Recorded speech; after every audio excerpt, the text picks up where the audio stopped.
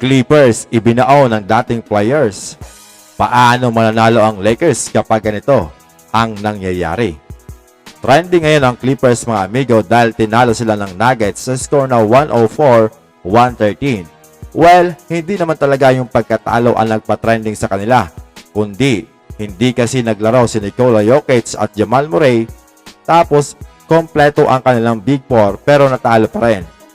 At higit pa doon mga amigo, ang nagbaon sa kanila ay walang iba kundi ang kanilang former player, mga amigo na si DeAndre Jordan at Reggie Jackson.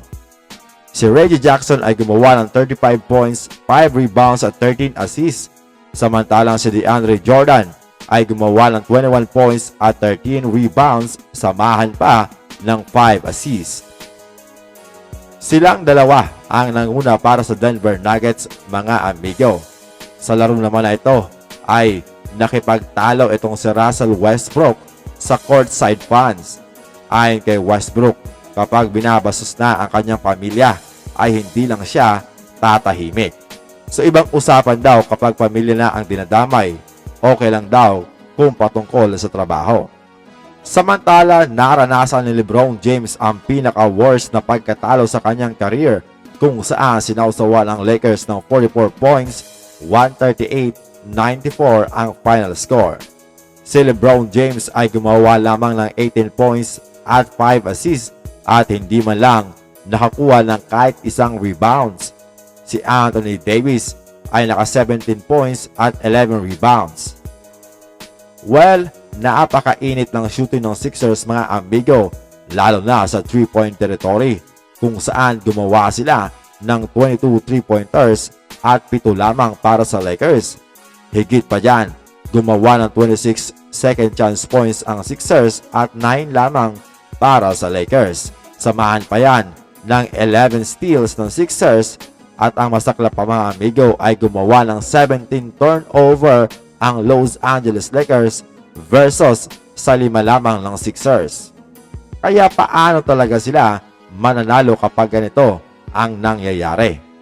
Sa fourth quarter, tuluyan na silang ibinaon kahit na hindi na ipinasok itong si Joel Embiid.